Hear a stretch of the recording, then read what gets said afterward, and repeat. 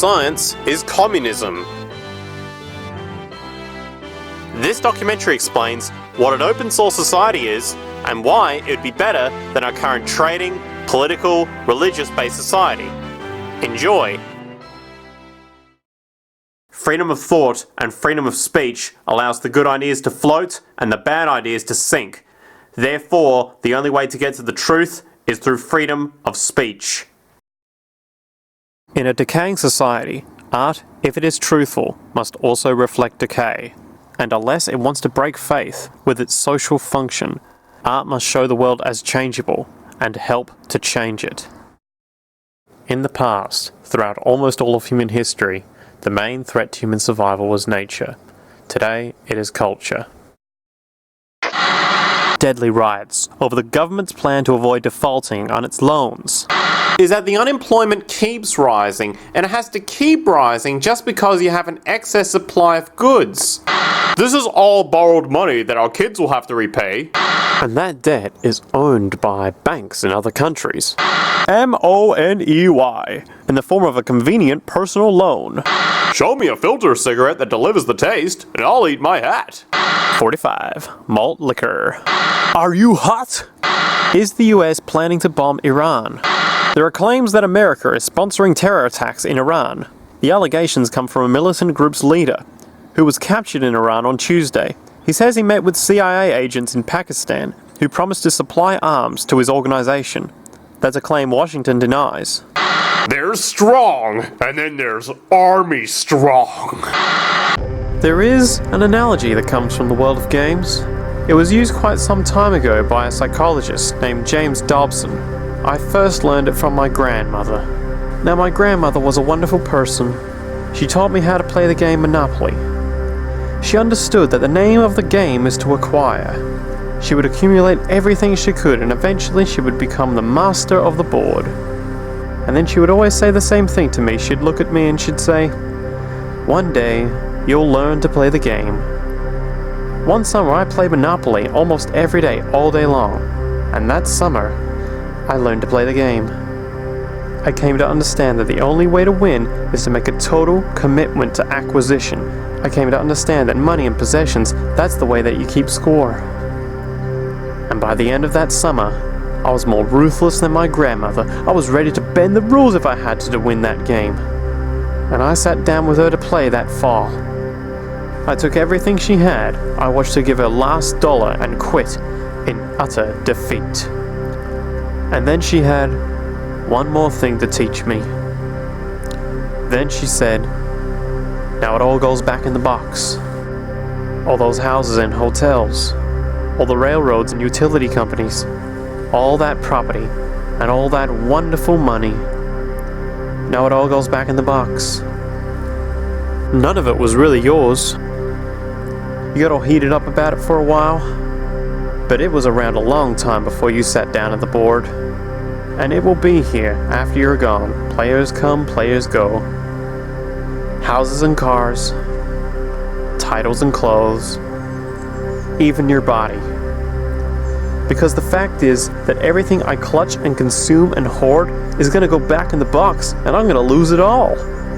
So you have to ask yourself, when you finally get the ultimate promotion, when you've made the ultimate purchase, when you buy the ultimate home, when you have stored up financial security and climbed the ladder of success to the highest rung you can possibly climb it, and the thrill wears off, and it will wear off, then what? How far do you have to walk down that road before you see where it leads? Surely you understand. It will never be enough. So you have to ask yourself the question, what matters?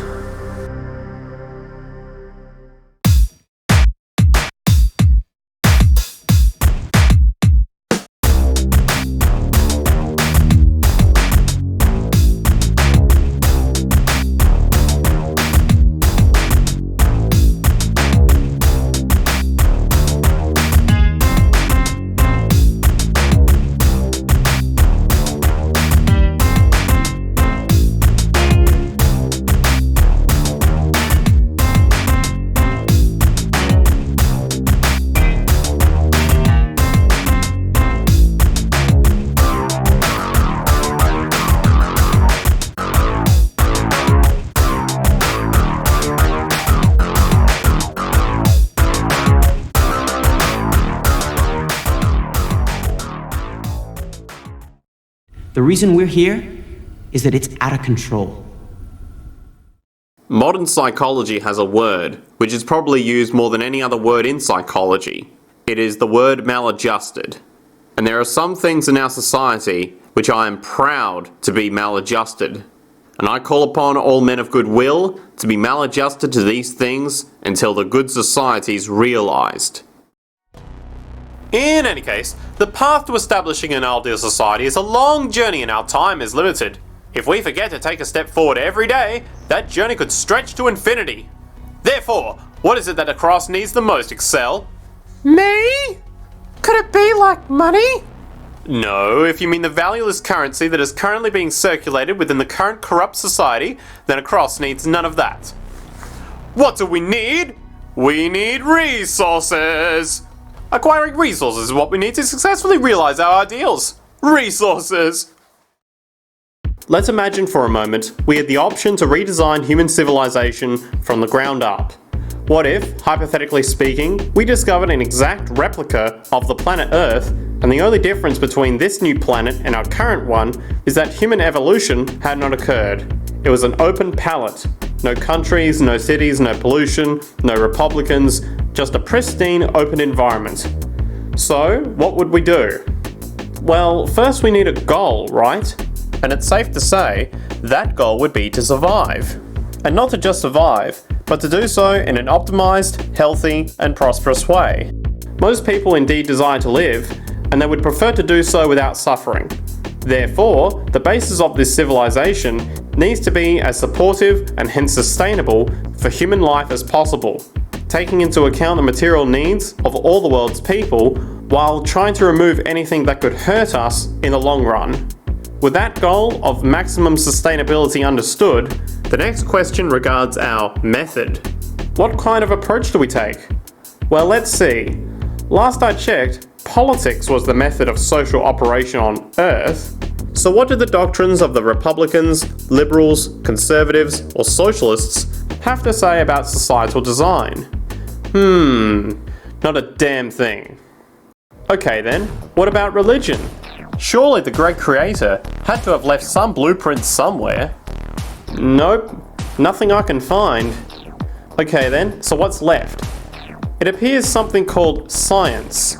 Science is unique in that its methods demand not only that ideas proposed be tested and replicated, but everything science comes up with is also inherently falsifiable. In other words, unlike religion and politics, science has no ego, and everything it suggests accepts the possibility of being proven wrong eventually. It holds on to nothing and evolves constantly. Well, that sounds natural enough to me. Anytime scientists disagree, it's because we have insufficient data. Then we can agree on what kind of data to get, we get that data, and the data solves the problem. Either I'm right, or you're right, or we're both wrong, and we move on. That kind of conflict resolution does not exist in politics or religion. So then, based on the current state of scientific knowledge in the early 21st century, along with our goal of maximum sustainability for the human population, how do we begin the actual process of construction? Well, the first thing to ask is, what do we need to survive? And the answer, of course, is planetary resources. Whether it is the water we drink, the energy we use, or the raw materials we use to create tools and shelter, the planet hosts an inventory of resources, many of which are demanded for our survival. So given that reality, it then becomes critical to figure out what we have and where it is. This means we need to conduct a survey. We simply locate and identify every physical resource on the planet we can, along with the amount available at each location, from the deposits of copper, to the most potent locations for wind farms to produce energy, to the natural freshwater springs, to an assessment of the amount of fish in the ocean, to the most prime arable land for food cultivation, etc. But since we humans are going to be consuming these resources over time, we then realize that not only do we need to locate and identify, we also need to track. We need to make sure we don't run out of any of this stuff. That would be bad. And this means not only tracking our rates of use, but the rates of earthly regeneration as well, such as how long it takes for, say, a tree to grow or a spring to replenish. This is called dynamic equilibrium. In other words, if we use up trees faster than they can grow back, we have a serious problem, for it is unsustainable. So then, how do we track this inventory, especially when we recognize that all this stuff is scattered everywhere? We have large mineral mines in what we call Africa, energy concentrations in the Middle East, huge tidal power possibilities on the Atlantic coast of North America, the largest supply of fresh water in Brazil, etc. Well, once again, good old science has a suggestion. It's called systems theory. Systems theory recognizes that the fabric of the natural world, from human biology to the earthly biosphere to the gravitational pull of the solar system itself, is one huge, synergistically connected system, fully interlinked. Just as human cells connect to form our organs, and the organs connect to form our bodies, and since our bodies cannot live without the earthly resources of food, air, and water, we are intrinsically connected to the earth, and so on. So as nature suggests, we take all of this inventory and tracking data and create a system to manage it. A global resource management system, in fact, to account for every relevant resource on the planet. There is simply no logical alternative if our goal as a species is survival in the long run. We have to keep track as a whole. That understood, we can now consider production. How do we use all this stuff? What will our process of production be? And what do we need to consider to make sure it is as optimized as possible to maximize our sustainability? Well, the first thing that jumps right out at us is the fact that we need to constantly try and preserve. The planet's resources are essentially finite, so it is important that we be strategic. Strategic preservation is the key. The second thing we recognize is that some resources are really not as good as others in their performance. In fact, some of this stuff, when put into use, has a terrible effect on the environment, which invariably hinders our own health. For example, oil and fossil fuels. No matter how you cut it, they release some pretty destructive agents into the environment. Therefore, it is critical we do our best to use such things only when we really have to, if at all. Fortunately for us, we see a ton of solar, wind, tidal, wave, heat differential and geothermal possibilities for energy production, so we can strategize objectively about what we use and where, to avoid what could be called negative retroactions, or anything that results from production or use that damages the environment and hence ourselves. We will call this strategic safety to couple in with our strategic preservation. But production strategies do not stop there. We are going to need an efficiency strategy for the actual mechanics of production itself. And what we find is that there are roughly 3 specific protocols that we must adhere to. 1. Every good we produce must be designed to last as long as possible. Naturally, the more things break down, the more resources we are going to need to replace them, and the more waste produced. 2. When things do break down, or are no longer usable for whatever reason, it is critical that we harvest or recycle as much as we possibly can. So the production design must take this into account directly at the very earliest stages. 3.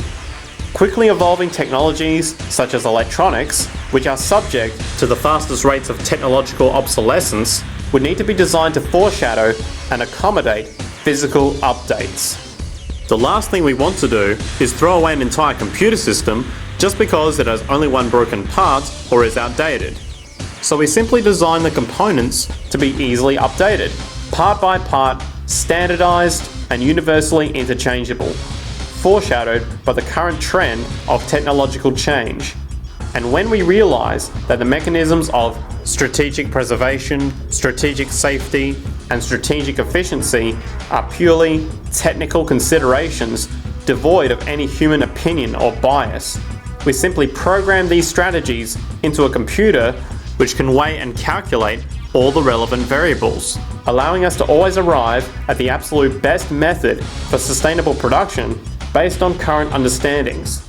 And while that might sound complex, all it is a glorified calculator.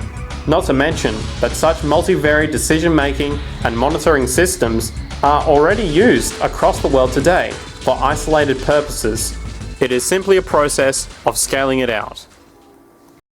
So, now we not only have our resource management system, but also a production management system, both of which are easily computer automated to maximize efficiency, preservation, and safety. The informational reality is that the human mind, or even a group of humans, cannot track what needs to be tracked. It must be done by computers, and it can be. And this brings us to the next level, distribution. What sustainability strategies make sense here? Well, since we know that the shortest distance between 2 points is a straight line, and since energy is required to power transport vehicles, the less transport distance, the more efficient. Producing goods in one continent and shipping them over to another only makes sense if the goods in question simply cannot be produced in the target area. Otherwise, it is nothing but wasteful. We must localize production so distribution is simple, fast, and requires the least amount of energy.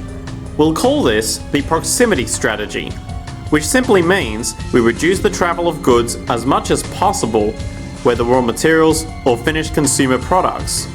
Of course, it might also be important to know what goods we are transporting and why. And this falls under the category of demand. And demand is simply what people need to be healthy and to have a high quality of life. The spectrum of material human needs range from core life-supporting necessities such as food, clean water, and shelter, to social and recreational goods, which allow for relaxation and personal social enjoyment, both important factors in human and social health overall. So very simply, we take another survey. People describe their needs, demand is assessed, and production begins based on that demand. And since the level of demand of different goods will naturally fluctuate and change around different regions, we need to create a demand distribution tracking system so to avoid overruns and shortages.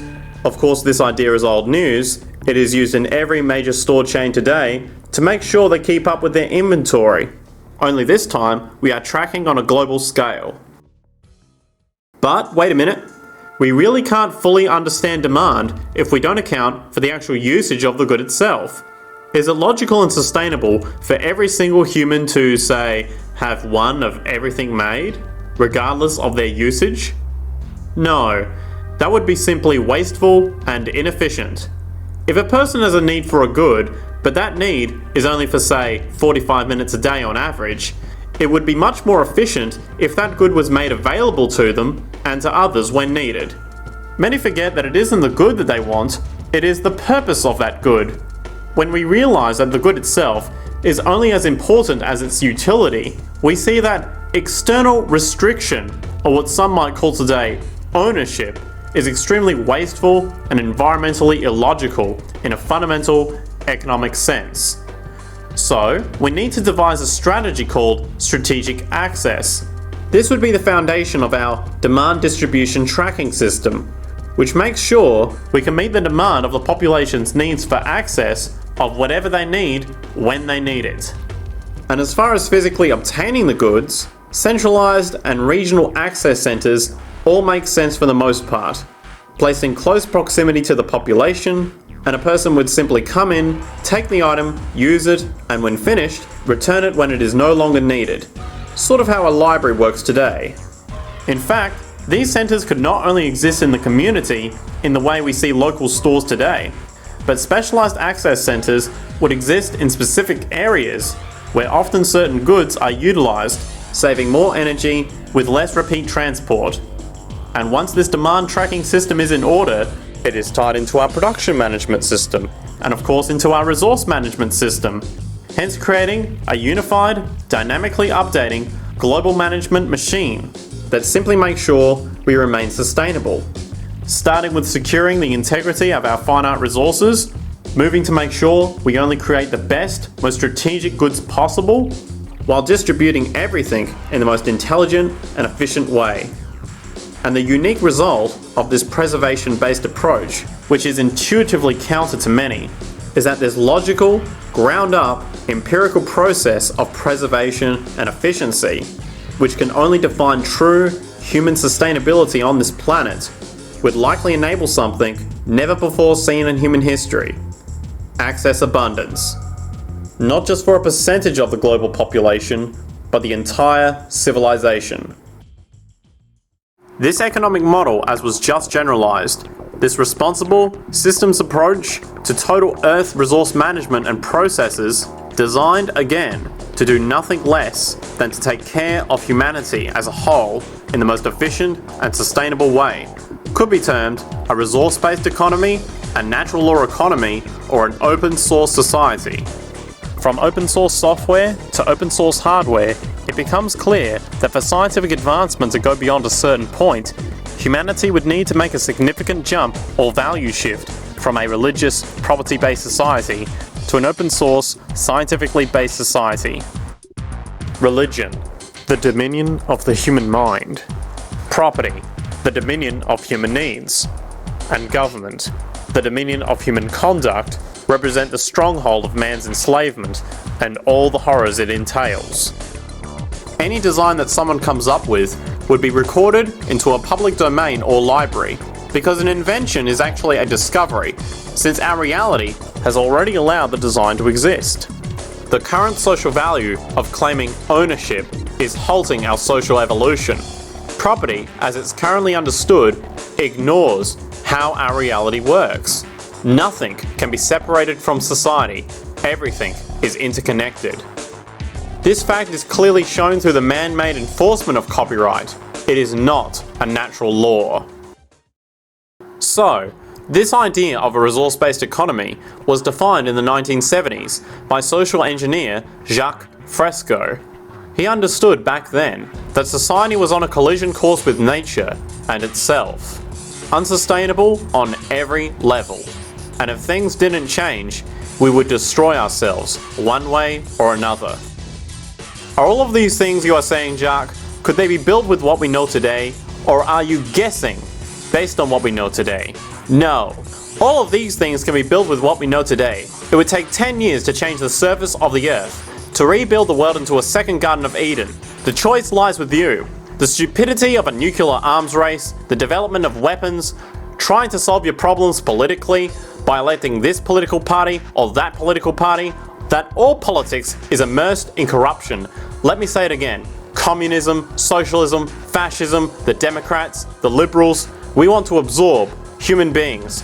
All organizations that believe in a better life for man.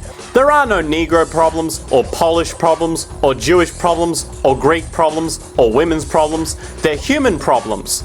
I'm not afraid of anybody. I don't work for anyone. No one can discharge me. I have no boss. I'm afraid to live in the society we live in today.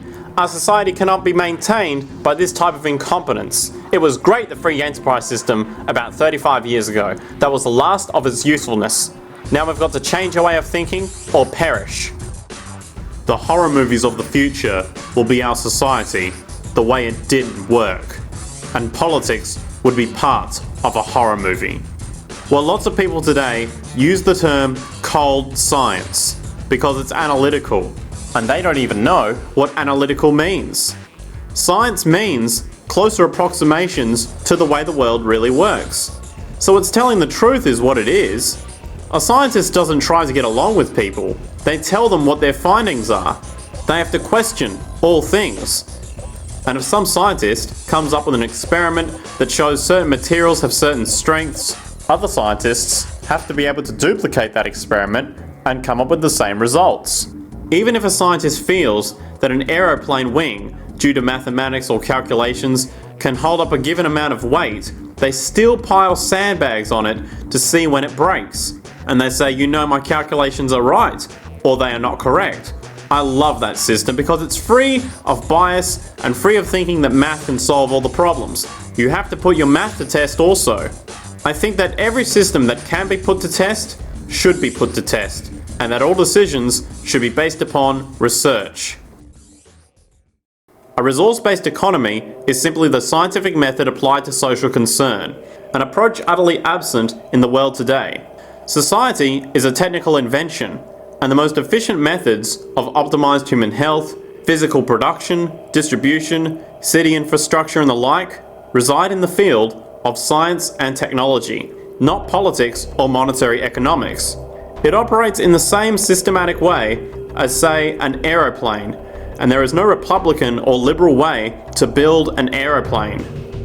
It's not politicians that can solve problems. They have no technical capabilities. They don't know how to solve problems. Even if they were sincere, they don't know how to solve problems. It's the technicians that produce the desalination plants. It's the technicians that give you electricity, that give you motor vehicles, that heat your house and cool it in summertime. It's technology that solves problems, not politics.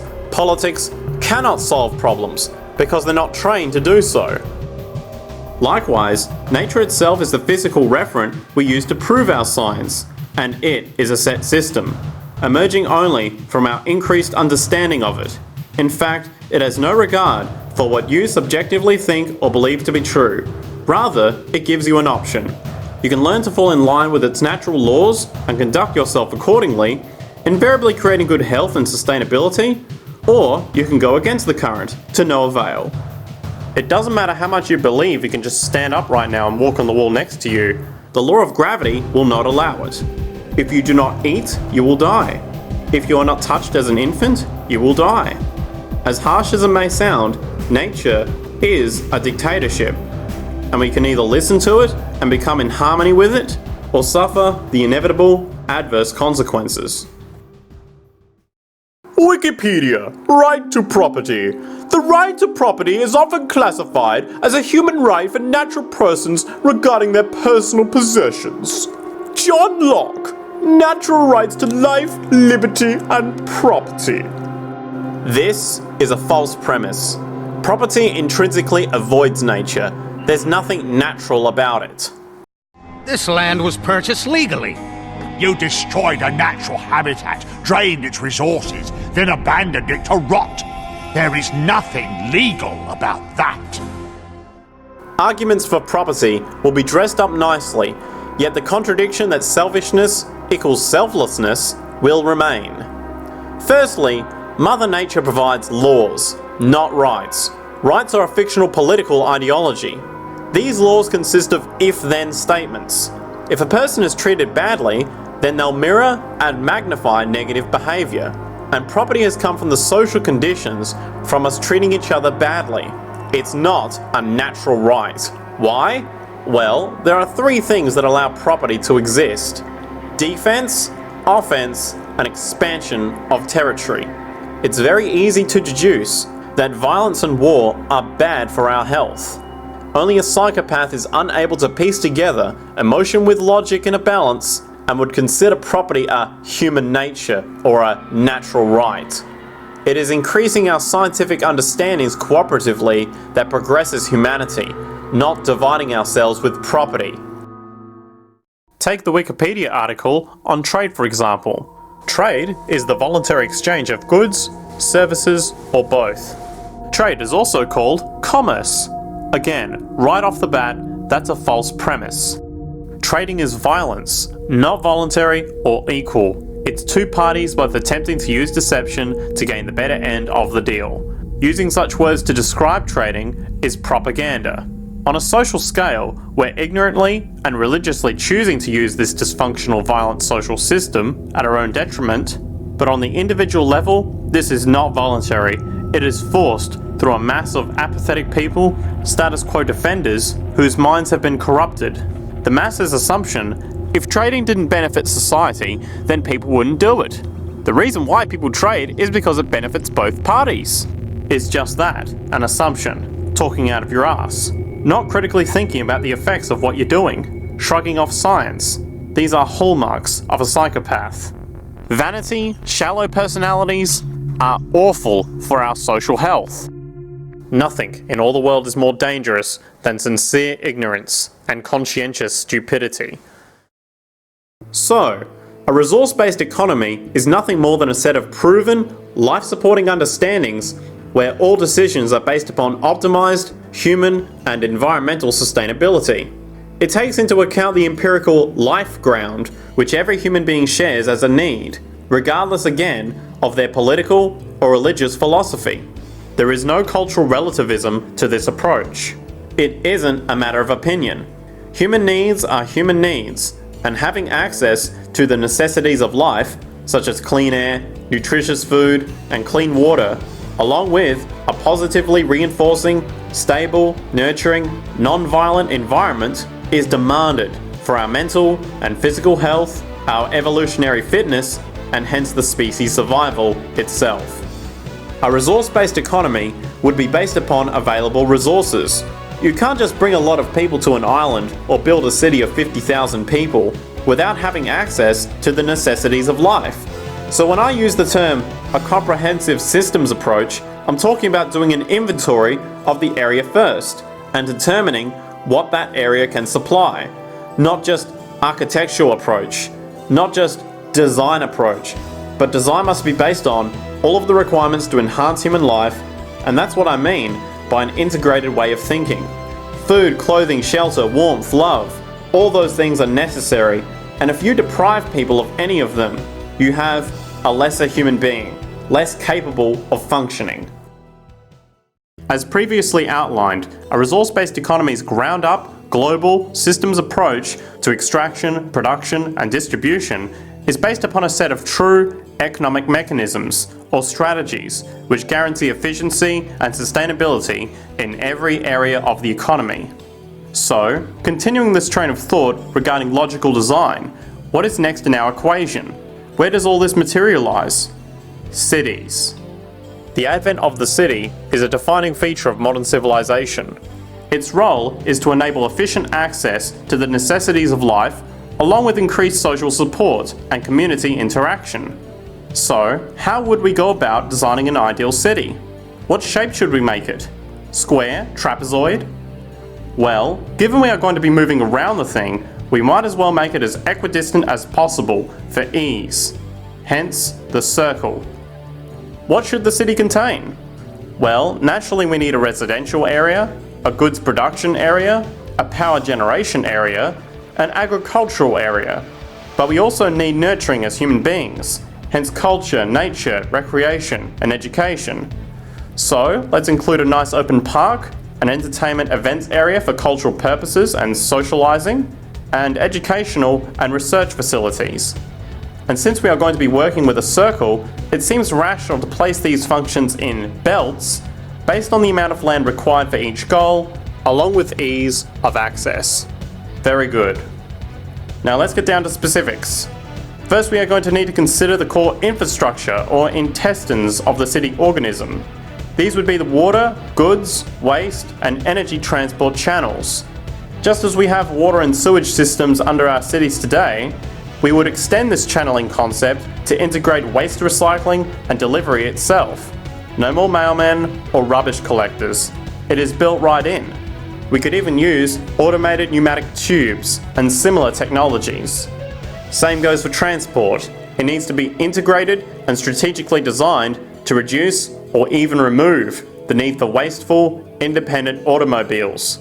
Electric trams, conveyors, transveyors, and maglevs, which can take you virtually anywhere in the city, even up and down, along with connecting you to other cities as well.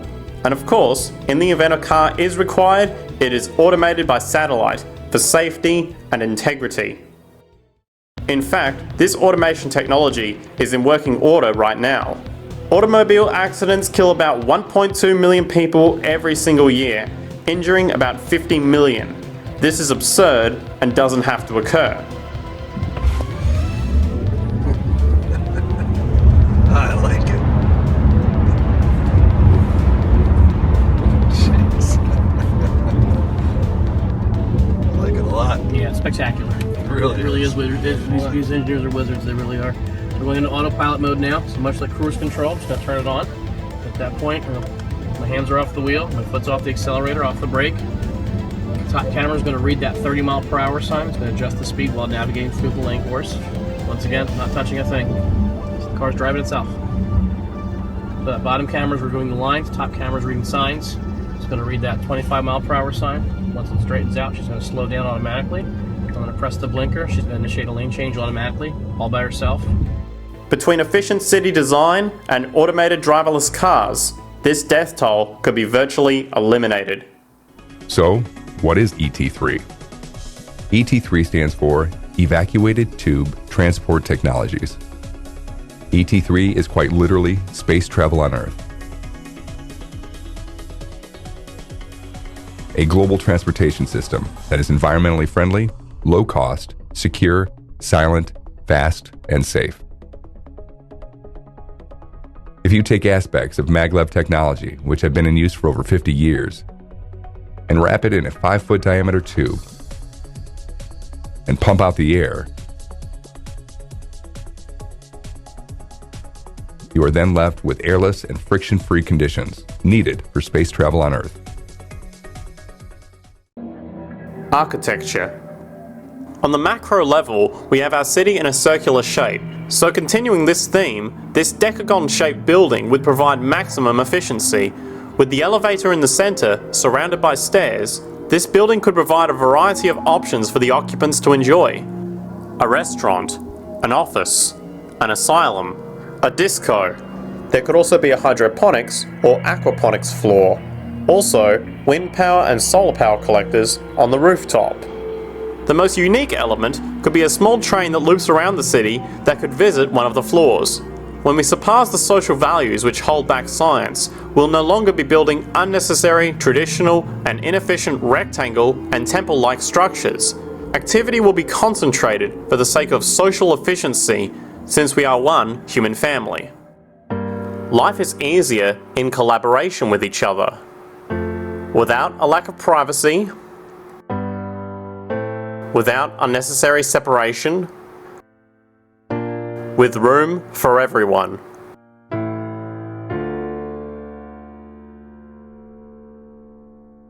Share the whole with all. The time is right for betterment. Let's build this house now.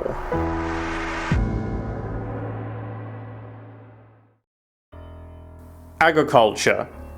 Today, through our haphazard cost-cutting industrial methods, using pesticides, excessive fertilizers, and other means, we have successfully destroyed much of the arable land on this planet.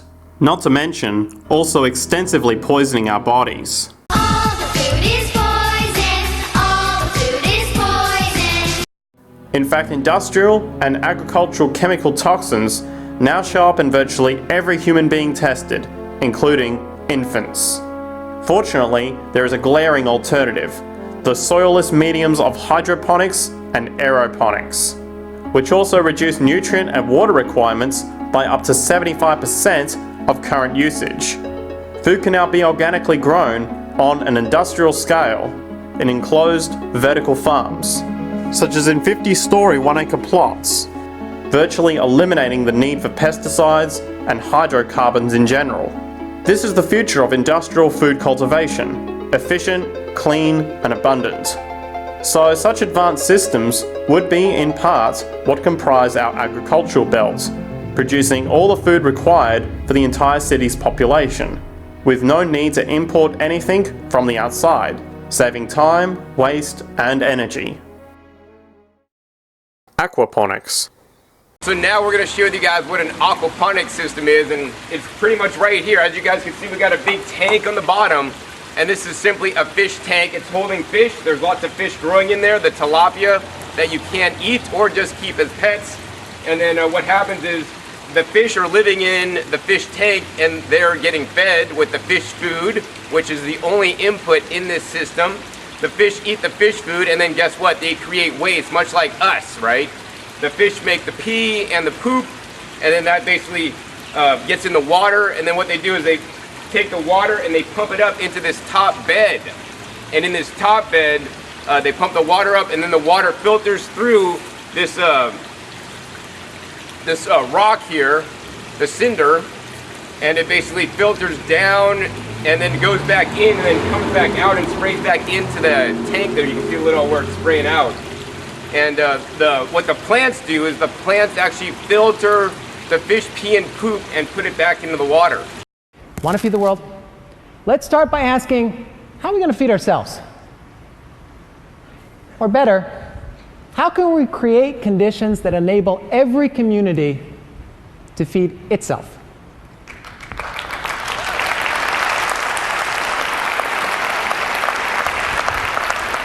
To do that, don't look at the agribusiness model for the future. It's really old and it's tired. It's high on capital, chemistry, and machines. And it's never produced anything really good to eat. Instead, let's look to the ecological model. That's the one that relies on 2 billion years of on-the-job experience.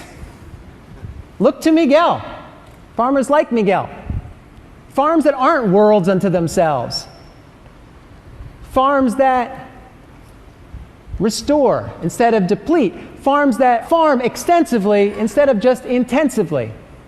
Farmers that are not just producers, but experts in relationships. Because they're the ones that are experts in flavor, too. And if I'm going to be really honest, they're a better chef than I'll ever be. Somebody says to me, are you a vegetarian? You know, you don't eat meat, or you eat only organic foods. I used to be a vegetarian till I saw cancer on rabbits, which are vegetarians. I saw cancer on cows, and they found cancer on dinosaur bones. The Venus flytrap closes on insects. This plant is in for a shock. The professor burns a leaf. The plant shows a definite electrical reaction to the flame. And I used to think, well, the thing's a vegetable, doesn't feel anything. Hey, you! Me? Yes, you. You know what'd be good for you? Not eating meat. Oh, okay. Do you wanna know why? Sure. You don't look like this, or this, or this. Oh, okay. Well, I don't look like this, or this, or this either. Pseudoscience. And so we think that's how the brain evolved. We have an opposable thumb. We have a language of maybe 5,000 to 10,000 words. And we have eyesight, that is stereo eyesight, the eyesight of a predator. And predators seem to be smarter than prey.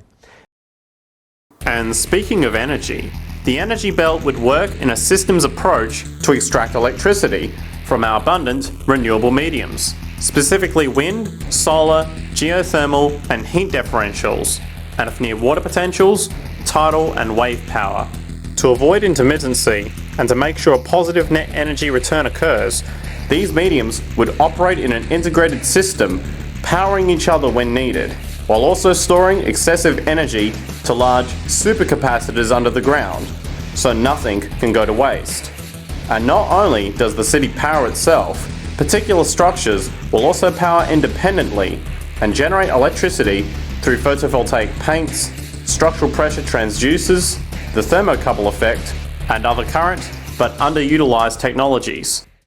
Now, we recently expanded our research facility in Antarctica in the hope of developing cheap, renewable sources of energy that we might eliminate the world's reliance on fossil fuels. Now, it doesn't take a political scientist to see that our Cold War with the Russians isn't ideological. It's based upon fear of not having enough.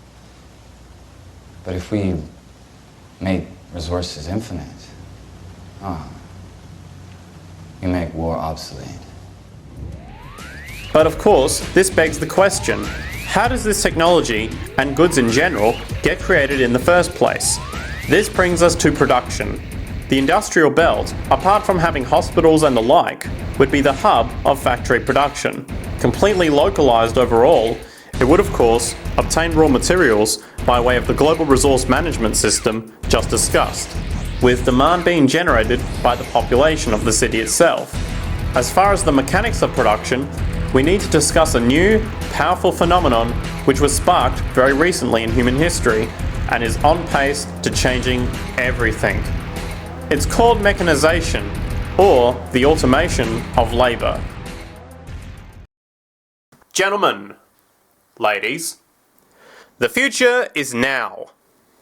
To bring goods to an exploding global economy and to deliver those goods faster, cheaper, and safer, modern robotics do much of the work in the world's largest seaport, Rotterdam. Moving cargo is a traditional strength of the Dutch, who shuttle more freight in fewer man-hours than any port in the world. And now, the Dutch have modelled the future of cargo management. Completely containerized cargo arrives and departs on ships a third of a mile long, 24 hours a day with short turnaround. Smart car technology provides greater security and improved accountability with no need for unreliable human surveillance. Hey Carv, Isn't technology the fucking bomb? Huh? And global positioning systems guide each container to its proper spot on board or on the docks, while state-of-the-art computers track shipments in every part. Some of the systems you're seeing have already been upgraded. Rotterdam now works 350 million tons of cargo annually, leaving Singapore a distant second. What kind of man hours are the Steve Dawes clocking over there? You know, I don't have those figures handy, I'm sorry. But Rotterdam does employ 4,000 people. 4,000 people to move 350 million tons a year? That's right. That's efficiency, Nat.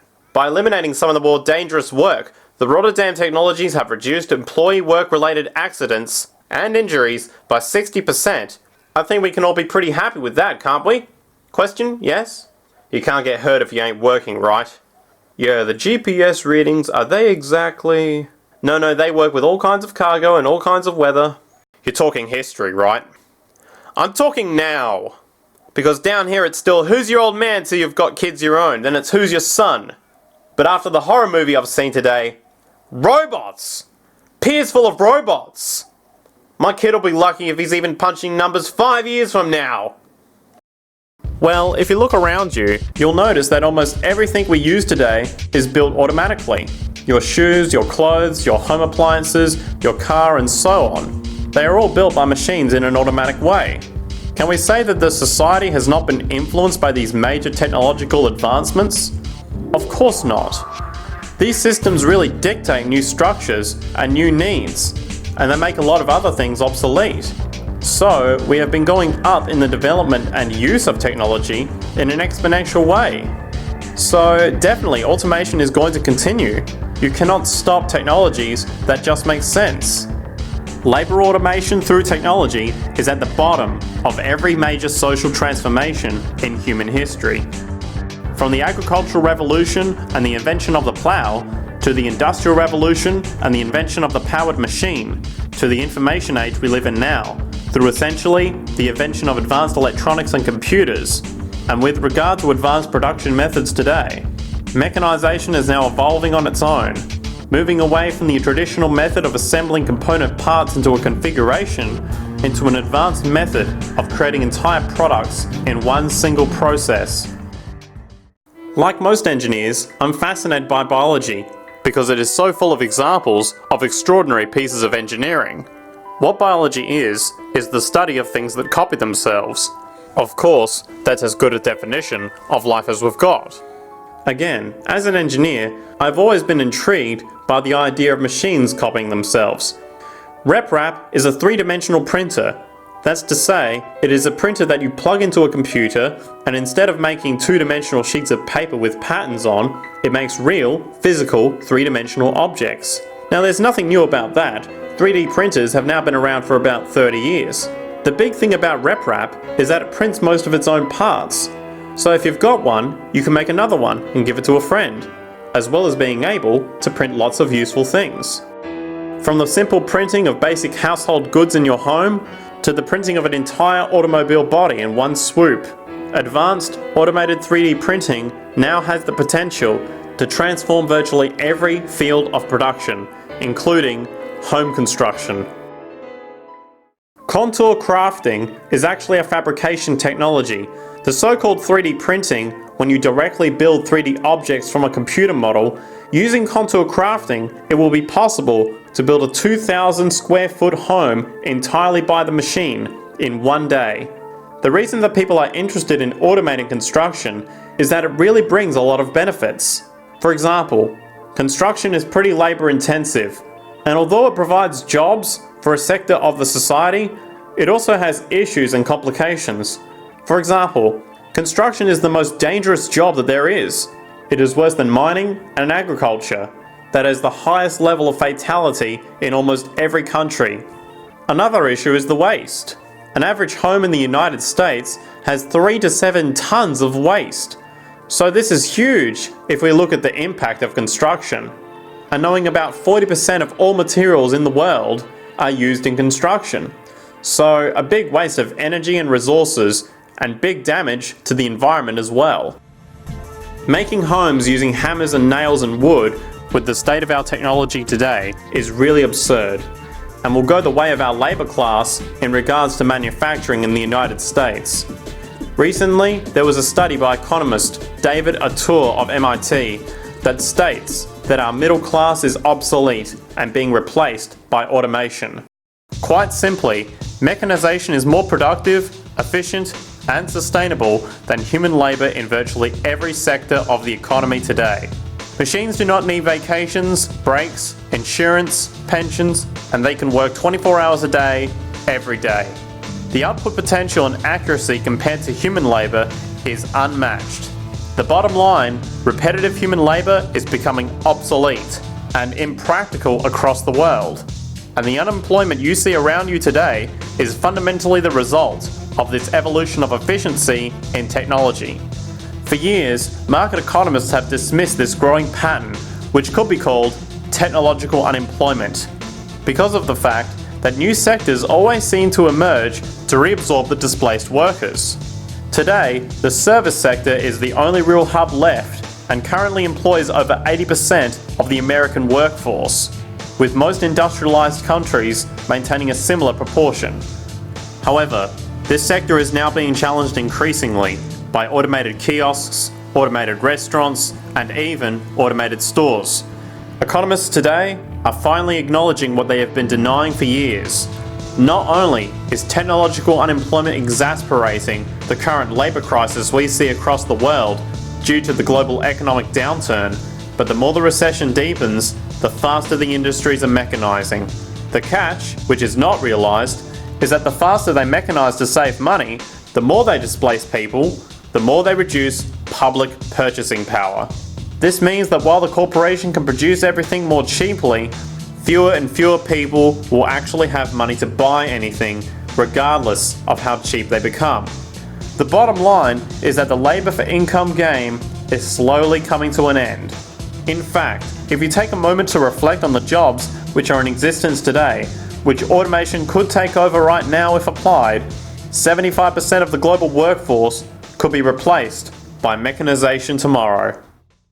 There would be no outsourcing of jobs if they cared about people. Industry does not care. They only hire people because it hasn't been automated yet. So don't talk about decency and ethics. We cannot afford it and remain in business. And this is why, in a resource-based economy, there is no monetary market system, no money or trading at all, for there is no need. A resource-based economy recognizes the efficiency of mechanization and accepts it for what it offers. It doesn't fight it like we do today. Why? Because it is irresponsible not to, given any interest in efficiency and sustainability. And this brings us back to our city system.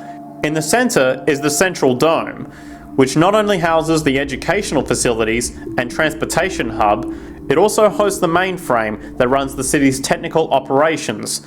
The city is, in fact, one big automated machine. It has sensors in all its technical belts to track the progress of agriculture, energy gathering, production, distribution, and the like. Now, would people be needed to oversee these operations in the event of a malfunction or the like? Most probably yes, but that number would decrease over time as improvements continue. However, as of today, maybe 3% of the city population would be needed for this job when you break it down. And I can assure you that in an economic system which is actually designed to take care of you and secure your well-being, without you having to submit to a private dictatorship on a daily basis, usually to a job that is either technically unnecessary or socially pointless, while often struggling with debt that doesn't exist just to make ends meet, I can guarantee you that people will volunteer their time left and right to maintain and improve a system that actually takes care of them. And coupled with this issue of incentive comes the common assumption that if there isn't some external pressure for one to work for a living, people would just sit around, do nothing, and turn into fat, lazy blobs. This is nonsense. The labour system we have today is in fact the generator of laziness, not a resolver of it. If you think back to when you were a child, full of life, interested in new things to understand, likely creating and exploring. But as time went on, the system pushed you into the focus of figuring out how to make money. And from early education to study at a university, you are narrowed.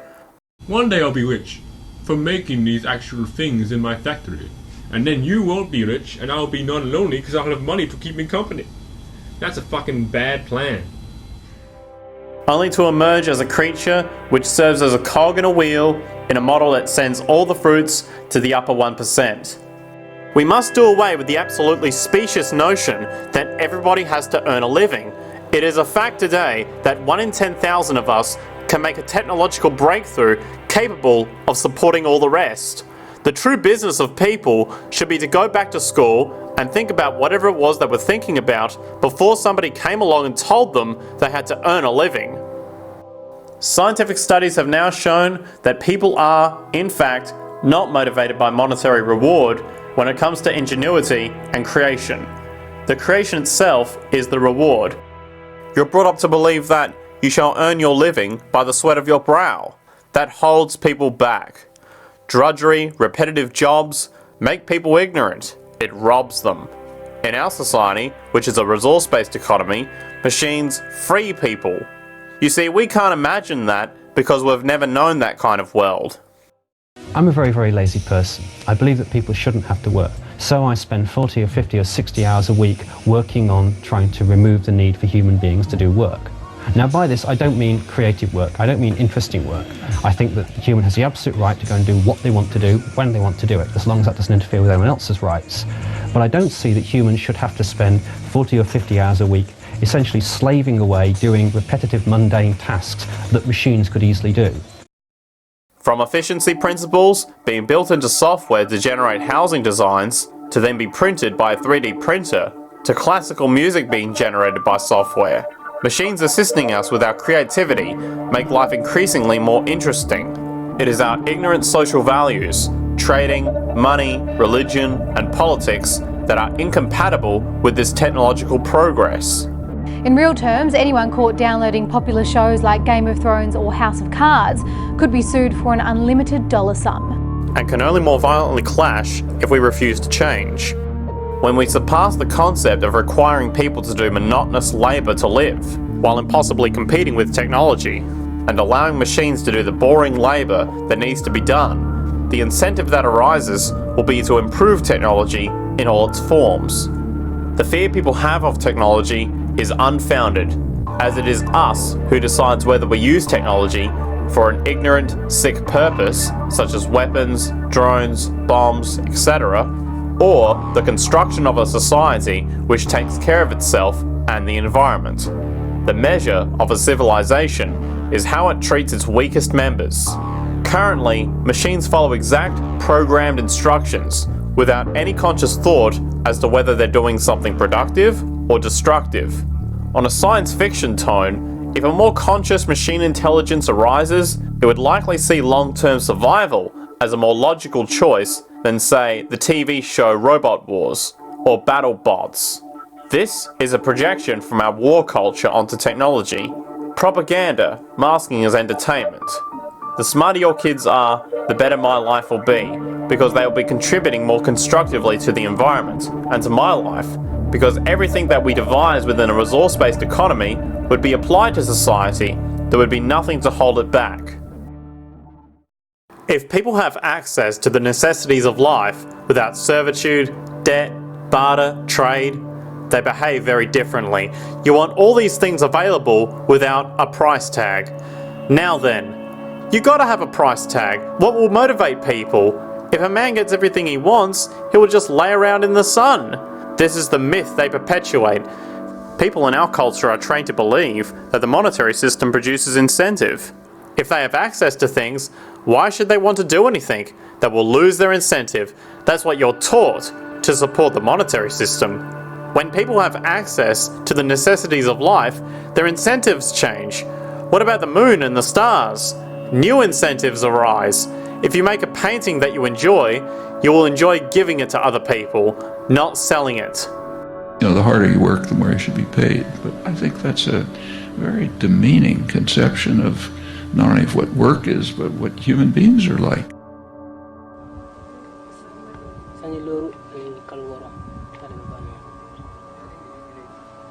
When you think back on what you've had to do for these last 5 years, what does it make you feel?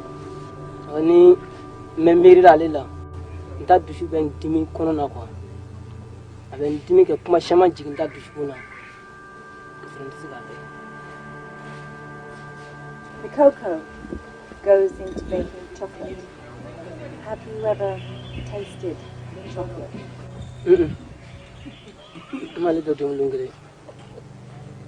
In the rest of the world, millions and millions of people eat chocolate. What would you tell those people?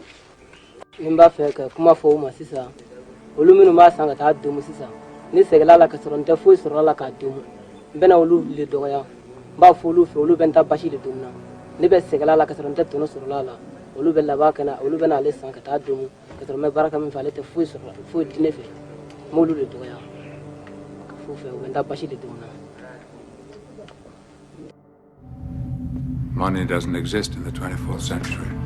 No money? You mean you don't get paid? The acquisition of wealth is no longer the driving force in our lives.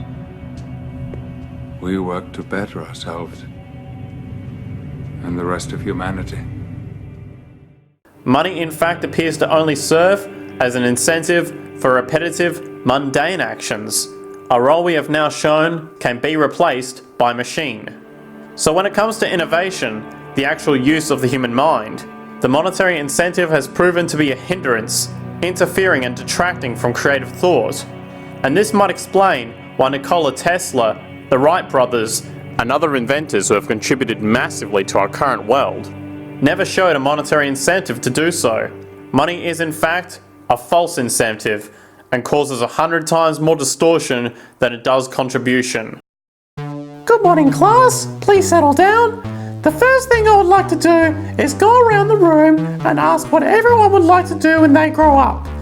Who would like to go first? Okay, how about you, Sarah? When I grow up, I want to work at Hungry Jack's like my mom. Oh, family tradition, eh? How about you, Linda? When I grow up, I'm going to be a stripper on Hindley Street in Adelaide. Or maybe a prostitute in a brothel in a South Australian suburb. Don't have cash on you. Our brothels now have ATMs located in the hallways. For only $200, love can be yours. Women, TM. They'll only love you if you have money. Another $13 for a 5-second hug. Or maybe a phone sex worker. And I work on an adult sex line to make ends meet. Or maybe a maid prostitute. Gotta get them bills paid. Ah, glamour girl, huh? Very ambitious. How about you, Tommy? When I grow up, I'm gonna be a rich, elitist, and businessman who works on Wall Street and profits off of the collapse of foreign economies. Enterprising, and great to see some multicultural interest. It's not hard for Romanian pimps to lure girls away from this sort of poverty. Surana knew she would be working as a prostitute, and she knew it was legal. Surana worked in this flat-rate brothel. She had to service up to 40 men a day until the authorities closed the brothel down. But they only did so for reasons of public hygiene.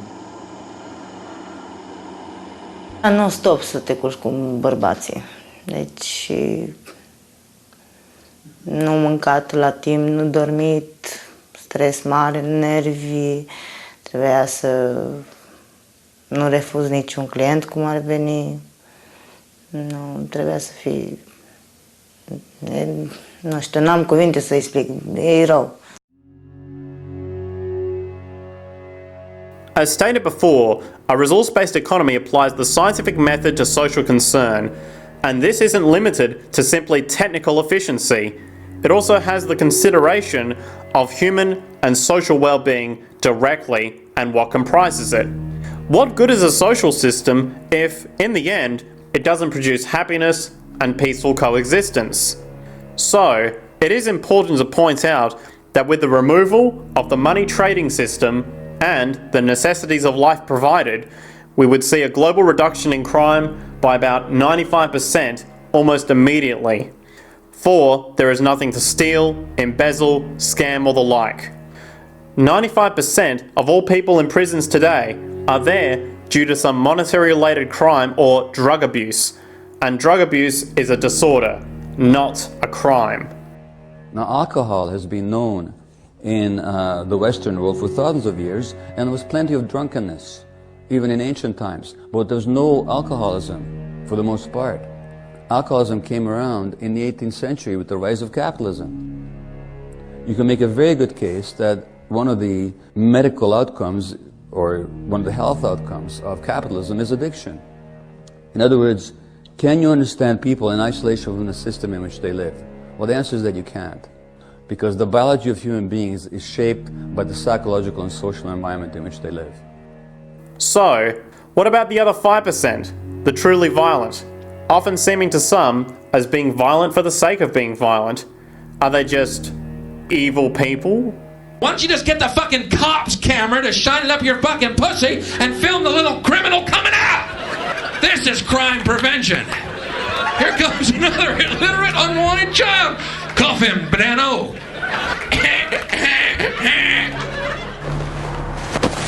That'll teach him. There is no human nature. There's human behaviour, and that's always been changed throughout history. You're not born with bigotry and greed and corruption and hatred. You pick that up within the society. Sells blames much of his murderous rage on sexual abuse he says he suffered as a child. You also killed children. Some get killed, yes. Now, why would that happen? I didn't want them to live through the pain I lived through. It's biology plus environment. It's biology coming together with environmental insults which raise the odds of an individual becoming a violent criminal offender. Y'all don't understand, man. Y'all don't get it. Grow up in this shit. All my people, man. My father, my uncles, my cousins. It's just what we do. You just live with this shit until you can't breathe no more. I swear to God, I was courtside for 8 months, and I was free in jail than I was at home. We let a jury decide what's true. The reason that I frankly think it's a waste of time to engage in moral value judgments about people's violence is because it doesn't advance by one iota our understanding of either the causes or the prevention of the violent behaviour. People sometimes ask if I believe in forgiving criminals. My answer to that is no. I don't believe in forgiveness any more than I believe in condemnation. It's only if we as a society can take the same attitude of treating violence as a problem in public health and preventive medicine, rather than as a moral evil. It's only when we make that change in our own attitudes and assumptions and values that we will actually succeed in reducing the level of violence rather than stimulating it, which is what we do now. Such a civilized society, America, where this two-term president refused to pardon Ricky Ray Rector from execution. A man so severely retarded that when the guards interrupted his last meal to lead him to his execution, he assured them it was okay because he would just have to finish it when they got back. Mom, I know your intentions are good, but aren't the police a protective force that maintains the status quo for the wealthy elites? Don't you think we ought to attack the roots of social problems instead of jamming people into overcrowded prisons? Research on violence and criminality has also revealed a link between aggression and diminished activity in the frontal lobes, which play a vital role in impulse control. Essentially, I'm a spy. I don't feel any guilt. The psychopath has learned that there are certain facial expressions, forms of body language that are associated with what other people say is a particular emotion. The way we treat people has a physiological impact. When you stick them in jails, when you treat them with isolation, When you ostracize them, you are hurting them. And furthermore, who is it that's jailed? Dr. Bessel van der Kolk, a trauma expert at Boston University, has said that 99% of the people in the criminal justice system are traumatized children. What if anybody thinks the state of Texas is teaching anybody anything but putting this poison into me? They're even dumber and crueler than I am. Because this isn't right. If you're looking for the guilty, you need only look into a mirror.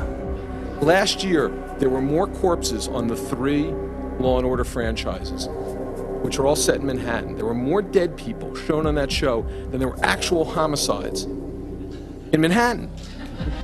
There's no such thing as an evil person. There's only sickness and health. We take people who are abused to start with, and then we make them a social enemy. And they're the ones who make up our jail population.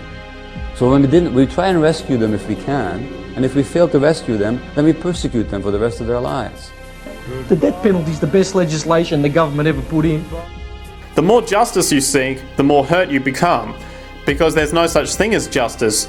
There is whatever there is out there. That's it. In other words, if people are conditioned to be racist bigots, if they are brought up in an environment that advocates that, why do you blame the person for it? They are a victim of a subculture. Therefore they have to be helped. I mean, what is a gun? A gun is a combat weapon, you know? And you want to give people a file to build one. That's right, yeah. Although Cody says he's not willing to go to jail over this, if American laws prevent him from moving forward, he may look for another country whose laws allow it. We've met people who are using this technology to print heart valves, ears, nose, skin. Sure. I'm sure there are people out there who could say, why do you have to print this gun when there are so many positive uses for this technology? For us, we're not makers thinking what's the best thing we can make. It's a political project. How do you achieve universal access to the firearm? The point is, we have to redesign the environment that produces aberrant behavior. That's the problem, not putting a person in jail. That's why judges, lawyers, freedom of choice, such concepts are dangerous because it gives you misinformation that the person is bad or that person is a serial killer. Serial killers are made, just like soldiers become serial killers with a machine gun. They become killing machines, but nobody looks at them as murderers or assassins because that's natural. Better than staying at home, isn't it, sir? Eh? I mean, at home, if you kill someone, they arrest you, eh? They give you a gun and show you what to do, sir. The criminal justice system, which I think is a very apt way of putting it, it's a criminal system. The justice system is criminal. It's based on the very idea that people are making choices when they become addicts. If they're not making choices, why punish them for it? Well, Sean, the law is a man-made construct of rules by which we govern our day-to-day lives.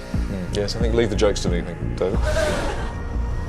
It's clear that a court of law is fundamentally religious in nature, with conceptions of good versus evil, rather than treating violence as an issue in public health, and recognizing the market social system itself as the encourager of violence.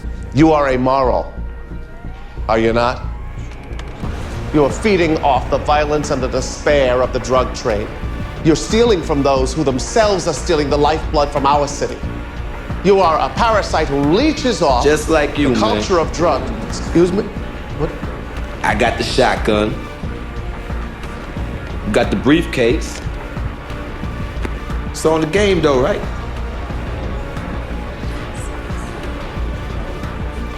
Additionally, the very concept of a judge is simply someone exercising their addiction to power in an arena where people are prone to corruption. Shortly thereafter, both boys were taken away from me. No contact with them whatsoever. My judge was retaliating against me for me being vocal. Violence is not an act, it is a process. It transfers and mutates within our species due to our failure to see the truth of our responsibility to each other. The more we violate, exploit, and abuse, the more we can expect the trend to continue. It is a psychological law of nature. So we blame people. We say, well, this guy was a Nazi, he tortured Jews. No, he was brought up to torture Jews. once you accept the fact that people have individual choices and they are free to make those choices, free to make choices means without being influenced, and I can't understand that at all. All of us are influenced in all of our choices by the culture we live in, by our parents, and by the values that dominate. So we're influenced. So there can't be free choices. What's the greatest country in the world? The true answer? I've been all over the world, and I don't know enough about different cultures to answer that question. I don't know anybody that speaks that way. They say, it's the good old USA, the greatest country in the world. There is no survey. Have you been to India? No. Have you been to England? No. Have you been to France? No. Then what do you make your assumptions on? They can't answer. They get mad at you. They say, God damn it, who the hell are you to tell me what to think? You know, don't forget, you're dealing with aberrated people. They are not responsible for their answers. They're victims of culture, and that means they have been influenced by their culture. Nationalism does nothing but teach you to hate people you've never met and to take pride in accomplishments you had no part in. You can't have capitalism without racism. God and country are an unbeatable team. They break all records for oppression and bloodshed. Watch.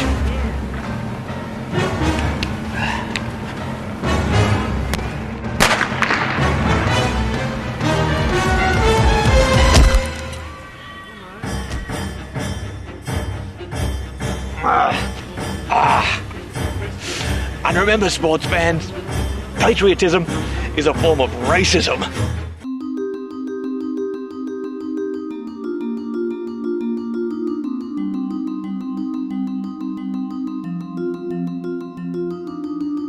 The whole system that we live in drills into us that we're powerless, that we're weak, that our society is evil, that it's crowded, etc. and so forth. It's all a big fat lie. We are powerful, beautiful, extraordinary. There is no reason why we cannot understand who we truly are, where we are going. There is no reason why the average individual cannot be fully empowered. We are incredibly powerful beings. I think I've spent 30 years of my life, the first 30, trying to become something. I wanted to become good at things. I wanted to become good at tennis. I wanted to become good at school and grades and everything I kind of viewed in that perspective. I'm not okay the way I am. But if I got good at things and I realized that I had the game wrong, the game was to find out what I already was.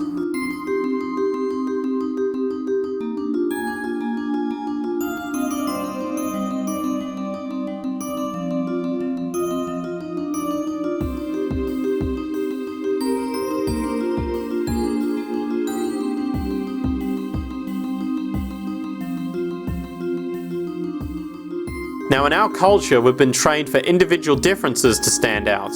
So you look at each person and immediately it is brighter, dumber, older, younger, richer, poorer, and we make all these dimensional distinctions, we put them in categories and treat them that way. And we get so that we only see others as separate from ourselves in the ways in which they're separate.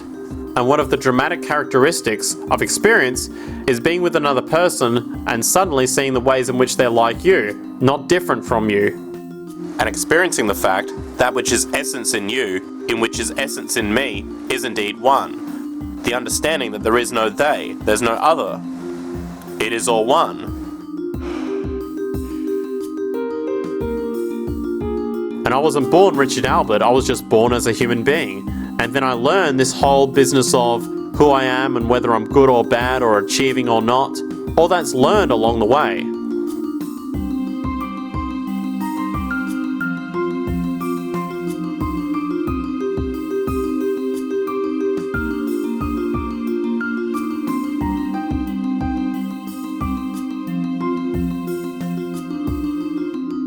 The old appeals to racial, sexual and religious chauvinism, to rabid nationalist fervour, are beginning not to work. A new consciousness is developing which sees the Earth as a single organism and recognises that an organism at war with itself is doomed.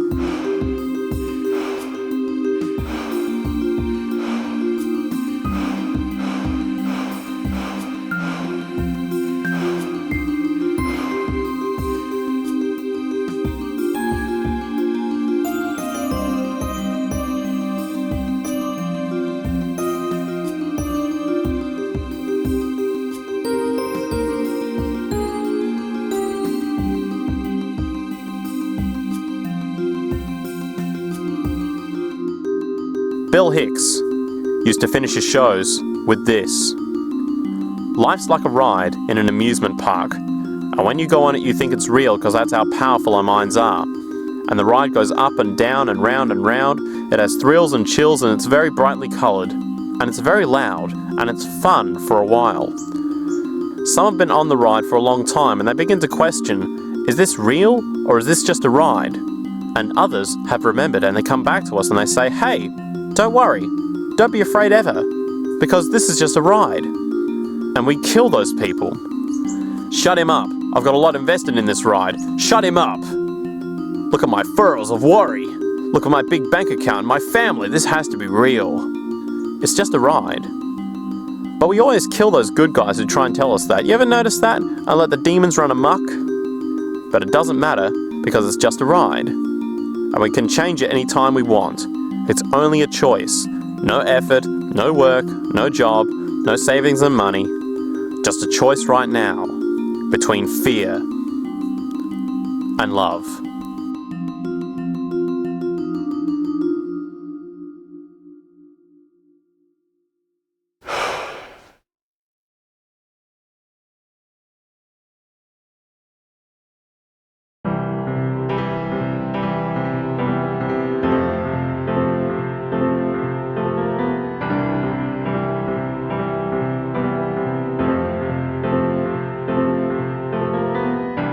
Imagine there's no heaven.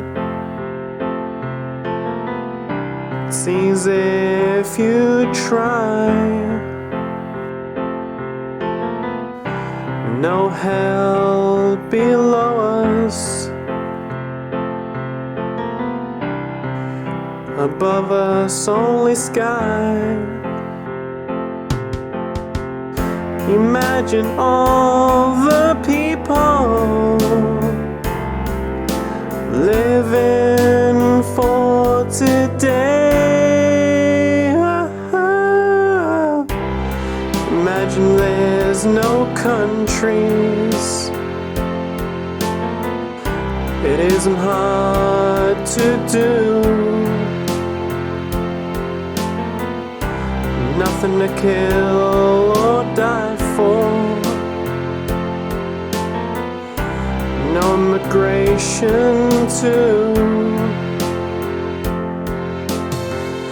Imagine all the people living life in peace. You may say I'm a dreamer, but I'm not the only one. I hope someday you'll join us, and the world will be as one. Imagine no possessions. I wonder if we can. No need for greed or hunger. Our brotherhood and sisterhood of man. Imagine all the people sharing all the world. You may say I'm a dreamer, but I'm not the only one. I hope someday you'll join us, and the world will live as one. Slander against an open source society. Saying an idea is dead or fuck this idea. Fuck the zeitgeist movement! Yeah! Fuck a resource-based economy. Yo, we're all about making money! money. Yo, fuck the zeitgeist movement. Fuck the zeitgeist movement. Say it. Fuck the zeitgeist movement. Fuck the zeitgeist movement. Fuck the zeitgeist movement. Fuck the zeitgeist movement. It's about money. Easy. Money. Fuck the zeitgeist movement, cause we're about making money. Fuck the zeitgeist movement, cause we're about making money. Yo, I made $250 today for fucking 5 hours. What about equal base economy? Fuck you. Fuck your resource-based economy. Fuck the zeitgeist movement. Yeah?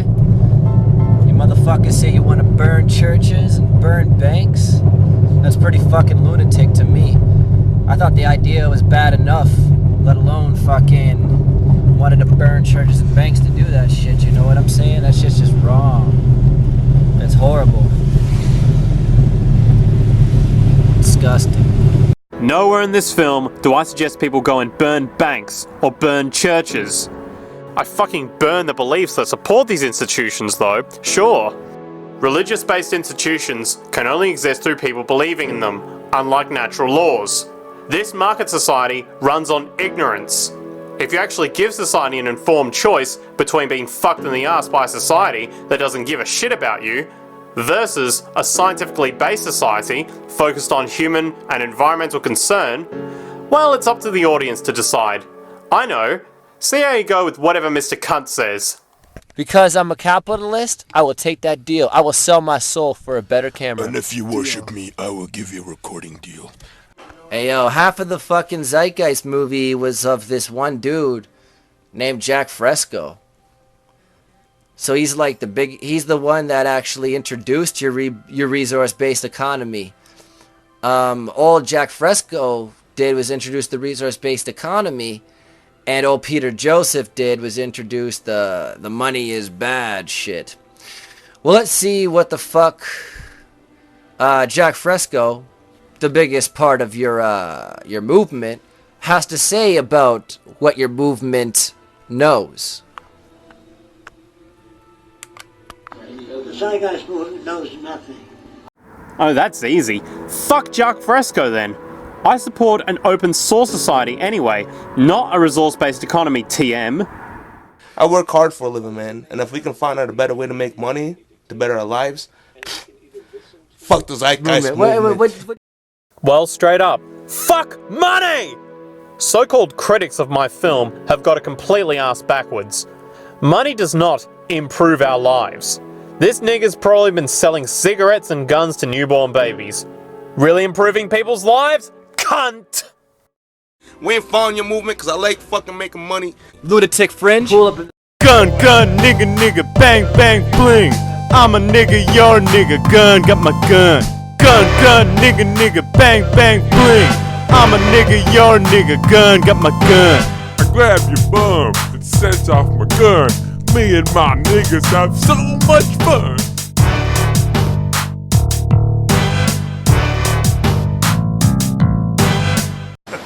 Fuck Peter Joseph. This does not kill an idea, even if a large number of people say so. Ideas are bulletproof. So, why did I make this film? Unless you actually believe I'm a New World Order, United Nations, Agenda 21 operative.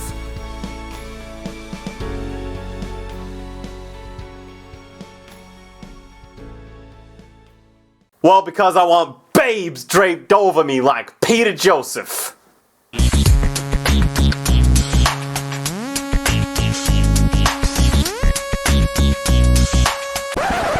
I'm actually serious. Wow.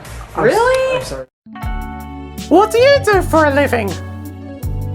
I made a documentary which advocates an open source society. Ha ha ha ha ha! Love costs money. Do you have any money?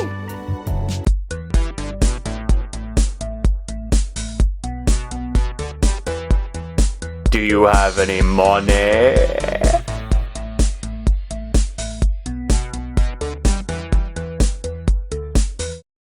Love costs money. I got married this year. That's great.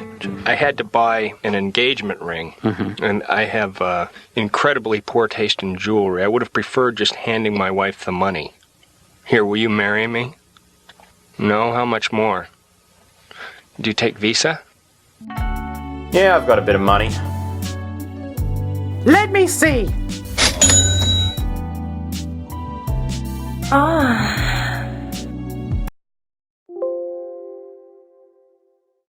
No, there's no justice like angry mob justice. I wanted sex, like intercourse. If you know what I mean. Yes! Fucking damn it! You give me that pussy! God fucking damn it, Jesus the fucking of Christ! Where the fuck are the babes? Fucking bullshit. Where's the fucking squirrel? Where's the fucking squirrel? Where's the fucking squirrel? Where's the fucking squirrel? Where's the fucking squirrel? Ah! Gentlemen. Madame. Where's the fucking squirrel? If you'd like to watch this documentary in full, visit youtube.com/user/social atmosphere. The documentary is on the front page.